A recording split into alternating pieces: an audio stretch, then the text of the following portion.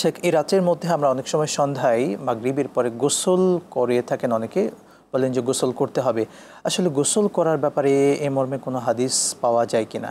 গোসল করার মর্মে কোনো হাদিস আছে কিনা আমার জানা নেই। যদি কারো গোসল একদম ফরজ না হয়, প্রয়োজন না হয়, তাহলে গোসল করতে হবে, এটা কোনো বাধ্যতামূলক নয়। যদি সারাদিন মাঠে ময়দানে কাজ করেছে, তার শরীর ক্লান্ত শ্লান্ত, ধুলামাখা, তখন পরিষ্কার পরিচ্ছন্ন হয়ে ইবাদত করা এটাই তো সুন্নত। জি।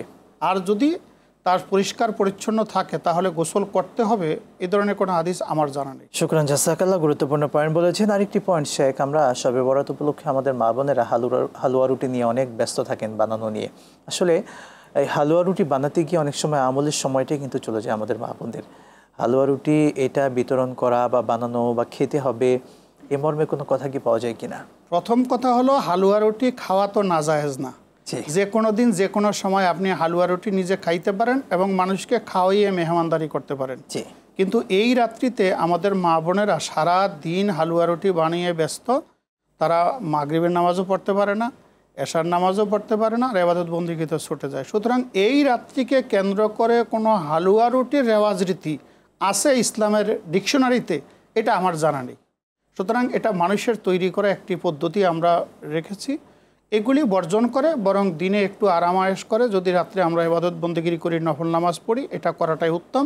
আর হালুয়া রুটি যদি খাইতে হয় তাহলে অন্য দিন অন্য সময় নিজেরা বানাবেন, নিজেরা খাবেন, মানুষকে খাওয়াবেন, মেহমানদারি করবেন। স্বাভাবিক, কিন্তু এই রাত্রে যে এটা করতে হবে এই চিন্তা করা যাবে না। এই চিন্তার কোনো সুযোগ ইসলামে নেই এবং এটা ইসলামের বিধানের মধ্যে নেই। তবে মসজিদে নববীতে এই আলোচনাটি সারা পৃথিবীতে শুনছেন।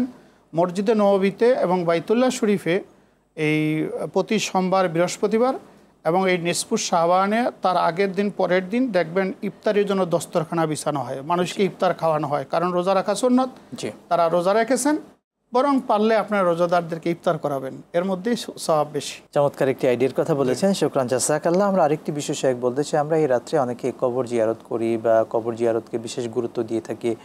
এ মর্মে আসলে কোনো কথা কোরআন সুন্নাহে পাওয়া যায় কিনা? ইবনে মাজাহ শরীফের একটি হাদিস আছে হযরত আয়েশা সিদ্দিকা রাদিয়াল্লাহু তাআলা থেকে বর্ণিত।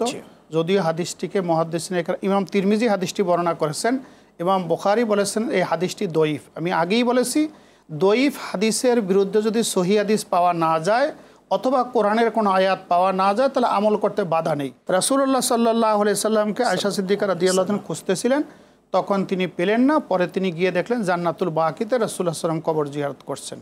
তো কবর জিয়ারত করাটা আপনি যদি এই রাত্রিতে মুস্তাহাব মনে করতে পারেন, কিন্তু আমরা যেভাবে বাধ্যবাধকতা করে নিয়েছি এটা ঠিক নয়।